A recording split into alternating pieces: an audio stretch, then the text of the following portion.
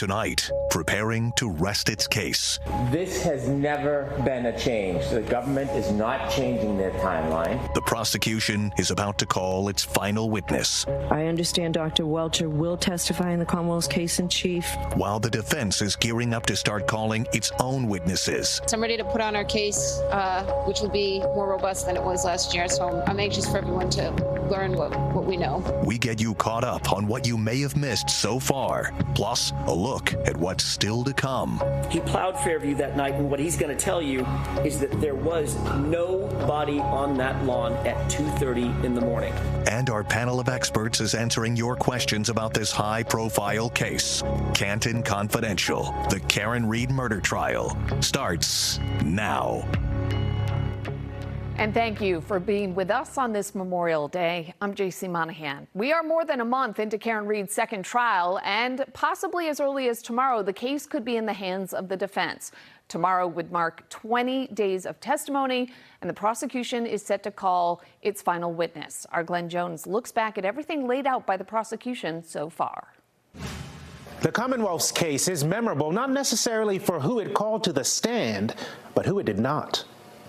State Trooper Michael Proctor, homeowner Brian Albert, and ATF agent Brian Higgins, all called to testify by the Commonwealth in the first trial, none of them in the second trial.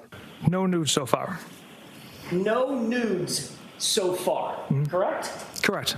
And you said that to your bosses. Yes, sir. Between trials, Michael Proctor, once the lead investigator for the case, was fired. His vulgar, unprofessional text messages about the defendant, read aloud in court, forced prosecutors to distance themselves for Karen Read's retrial. He also called her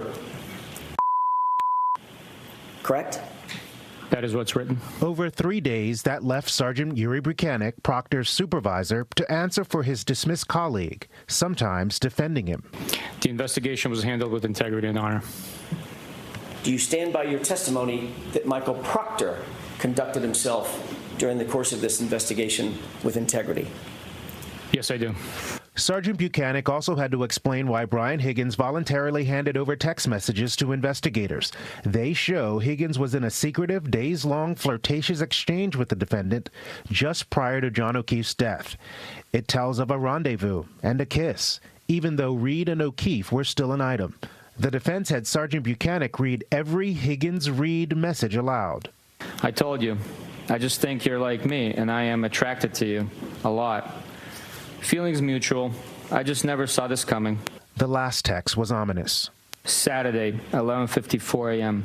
John died. In the last trial, Higgins read his own text messages. He also admitted to tossing his phone in a dumpster on a Cape Cod military base, being at 34 Fairview Road on the night in question, and going to Canton PD as the blizzard raged. Although he's been charged with no crime, Read's defense team alleges Higgins is culpable in O'Keefe's death, saying his flirtatious relationship with the defendant provides motive. His presence at 34 Fairview Road provided opportunity. The Commonwealth did not call Higgins to testify in the retrial. Good afternoon. Good afternoon, Your Honor, and good afternoon to the jury. Same for Brian Albert, a second third-party culprit, according to the defense. Until recently, the retired Boston police officer owned 34 Fairview Road and was at home as people gathered for an after-party. And then hours later, when first responders tended to John O'Keefe near his bedroom window. John O'Keefe was never in my house before or after that date. Albert is charged with no crime. The Commonwealth called him in the first trial, not the second. They didn't recall State Police Trooper Joseph Paul either. Instead, they put experts from Aperture on the witness list, a private firm that forensically studied the defendant's Lexus SUV. After the trial began, Aperture changed its event timeline. Despite objections from the defense, the new timeline, first presented by Shannon Burgess, gave credence to the Commonwealth's assertion that Read's car hit John O'Keefe that night. But on cross-examination, he had to admit to errors in his work and misstatements on his resume. If I did the math correctly, sir, you've been pursuing a Bachelor of Science degree for 17 years, correct? That is correct. And you have not obtained it as you sit here today? That is correct. And yet there are the various documents that we've seen that state that you have obtained a Bachelor of Science, correct? Again, with errors or misinterpretation. Yes. I was so surprised to see an expert who put information that is just blatantly false out there to the public, to potential clients. It was brutal to watch. I had some secondhand embarrassment watching him talk about his credibility issues with his education. Another prosecution expert witness, Ian Whiffen, plotted the movement of O'Keefe's cell phone, which shows his steps outside 34 Fairview Road on the night in question. But on cross, Whiffen had to concede the same data makes it possible O'Keefe went inside the house.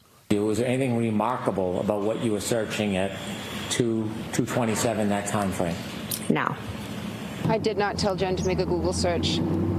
I certainly didn't tell her to make the one at 2:27 either. Cell phone data from Jen McCabe's phone revealed she did not make the infamous Google search, "How long to die in cold," at 2:27 a.m., but at 6:24 a.m., after John O'Keefe was found in the snow. That was the finding of Jessica Hyde for the prosecution. That search occurred at 6:24 a.m. and was the last search in the tab that had been opened at 2:27. In addition to an avalanche of cell phone data, the jury has a mountain of physical evidence to consider as well.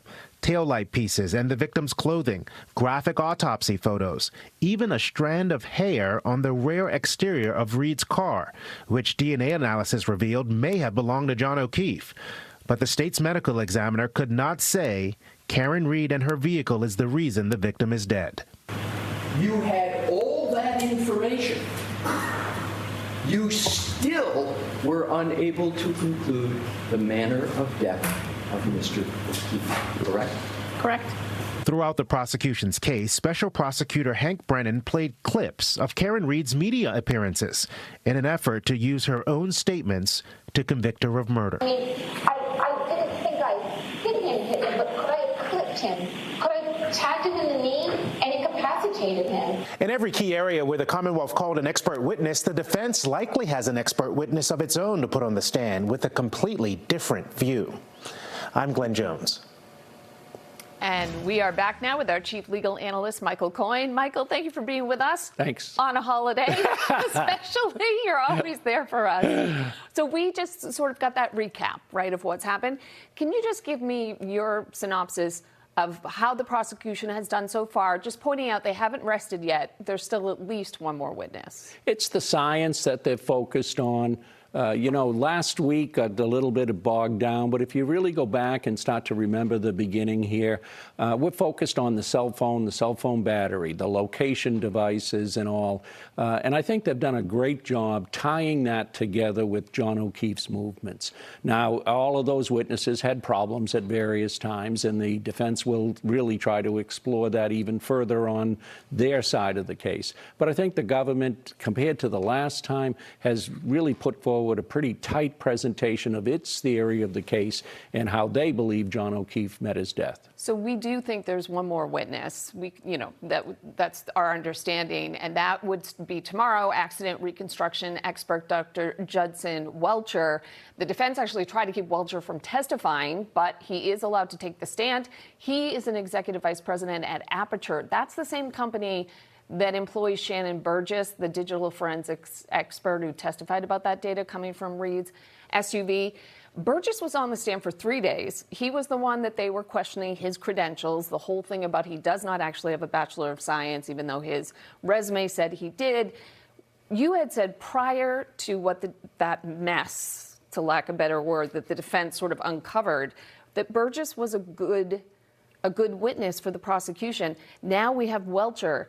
What are they going to get from Welcher they didn't get from Burgess? And is Welcher actually supposed to undo any of the mess that maybe the jury may have seen in that testimony? Well, hopefully, for the Commonwealth standpoint, that he has to do that. It's a critical witness. We definitely will hear from him simply because it's so necessary to tie the collision of Karen Reed's vehicle to John O'Keefe and his ultimate death.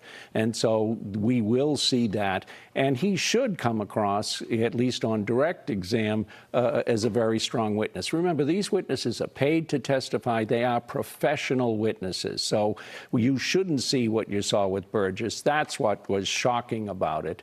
And so you will see a little more on cross about Burgess with this expert witness, but you'll also see a pretty extensive presentation with respect to the physics, the dynamics of the movement of that vehicle, tying that together with all the cell phone data and the movement data and the GPS data that we have. It should be a very powerful presentation. Well, what was shocking is that, as you said, they are professionals who do this, who get on the stand. So to have a messy resume was a little outside the ballpark for what you would expect. I mean, not a little. Okay, a lot outside. A lot. We have a clip from Hank Brennan's opening statements. Here he is laying out the charges to the jury and the case his team is trying to prove. Here, take a look. The first one, second-degree murder. When most people hear murder, they instantly think shooting somebody, stabbing somebody, putting deliberate premeditation. But I can tell you clearly, we are not going to try to prove that Karen Reed tried to kill John O'Keefe. We're not going to try to prove to you that she intended or wanted him dead. That's not second-degree murder. What we'll prove to you is she engaged in an intentional act, driving back at him at that speed, in the storm, in the darkness, knowing that he had just gotten out of her Lexus. She intended that act, which would cause a plain and strong likelihood of death. Again, a key witness still hasn't taken the stand, but have they reached that bar?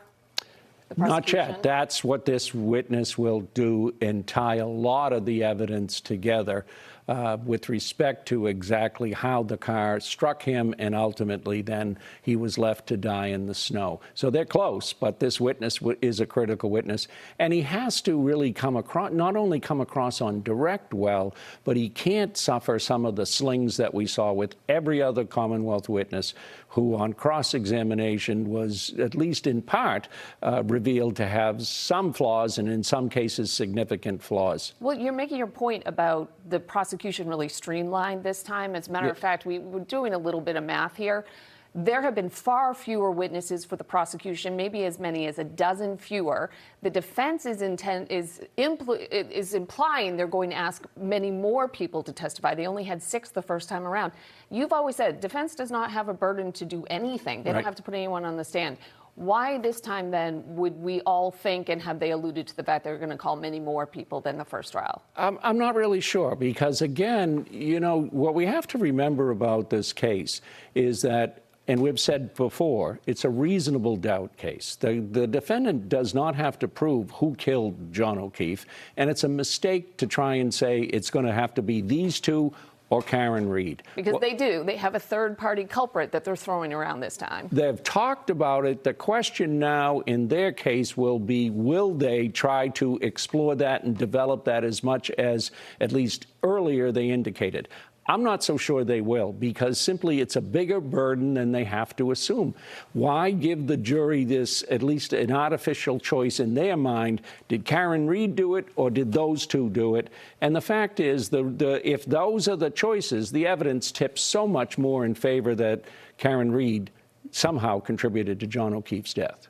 I didn't even think about that they could drop that whole idea of a third-party culprit if they feel they don't need it. Well, and not just don't need it, but can't sufficiently develop it. The problem with that will be, if you remember, during Jackson's opening, he promised the jury that unequivocally he would prove that John O'Keefe entered that house.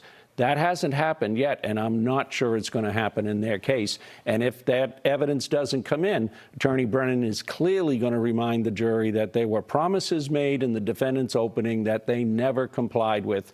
And if you can't trust them to tell you the truth, then you shouldn't trust their evidence at all. Michael Coyne, as always, thank you so much. All right, you have sent us some great questions about this case. We want to get you those answers, so when we come back, our team of experts respond to your emails. Stay with us. You're watching Canton Confidential. Don't miss any of the Karen Reed murder trial. Get the full recap of what happened in court, expert analysis, and what we could see next. This is coverage you won't see anywhere else. Canton Confidential, weeknights at 7 on NBC 10 Boston. Since the trial began, we have received hundreds of questions from you, our viewers. Not just those of you who live around here. We are receiving emails from folks watching Canton Confidential, the Karen Read murder trial, around the world. Take a look. These are just some of the places where people are watching. And tonight, our team of experts is answering the questions that you have been asking. This question is from Bruce in Belmont, New Hampshire. He asks if it's possible that the retrial could also end in a hung jury or a mistrial, and if this would happen, what would be next? Morgietta? So, of course, there's always a possibility that there could be another mistrial and or a hung jury. And just for everyone's edification, that's when the jurors can't come to an agreement unanimously. They have to do that in this case. Again, the prosecutor's office, it's their choice to try the case for a third time. But at that point, I think we really have to look at what evidence that they would be presenting, because now you're talking about a whole other set of group of jurors. And is that going to be effective? Is that going to be effective for taxpayer dollars? Are you thinking about the O'Keefe family, how that's going to affect them emotionally, physically, and how are you going to go about designing this new third retrial if it happens, right? So I think the reality is, yes, they can. Will they? Probably not. All right, let's see what Marty from Hanover, Massachusetts has to say. Does the judge have to abide by the same rules as the jurors pertaining to the consumption of outside media regarding this case? Let's have a listen to what Judge Cannoni tells the jurors every day. So same cautions, please do not discuss this case with anyone. Don't do any independent research or investigation into this case. If you happen to see, hear, or read anything about this case, please disregard it and let us know, and be careful with your social media use. So what Marty is really asking is, does the judge have to follow those same rules? Not nearly as strictly. Because the judge is a trained professional with a ballpark, I would say 35, 40 years, maybe more, of experience and training at this, and can ignore extraneous stuff. And more importantly, the judge does not decide the facts, the jury does. So that's, the judge is about procedure, the jury decides the facts. The next viewer question is from Valerie Bruce in Louisiana. She wants to know, in your experience, do witnesses frequently use the phrase, "I don't recall" or "I'm not sure" to avoid potential perjury, particularly when their current statements may contradict prior testimony? What do you think, Neil? That can go both ways. I don't think that in this case witnesses are really worried about committing perjury based upon the fact that they testified one way in the prior trial or at a prior grand jury proceeding, but they have to be careful. And they review their testimony prior to getting on the witness stand. And I think it's a catch-all that's a good way to, couch everything. I don't quite recall, or I'm not quite sure. They just don't want to put themselves in any difficulty.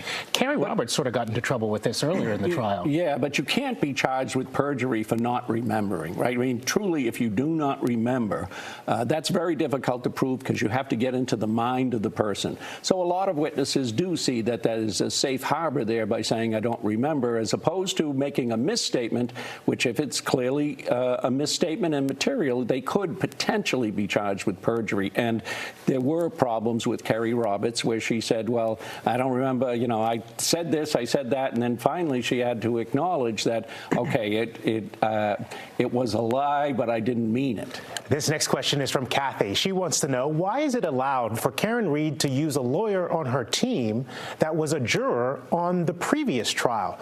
Danny, this question comes up a lot. It is very unusual. This person was an alternate juror, and now she's part of the Karen Read defense team. Yeah, it's allowed because it's brilliant. It's a great strategy, and there's nothing to prevent it. It is unusual, but here's the thing. A lawyer on the jury doesn't have a conflict of interest the way lawyers traditionally would if I was a lawyer for an opposing party.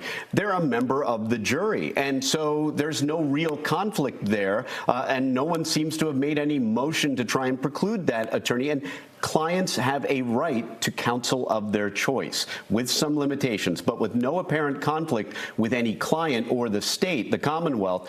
This is allowed. Todd, let's get another viewer question. This one is from Margot Tobin in Arizona. Hello, Arizona.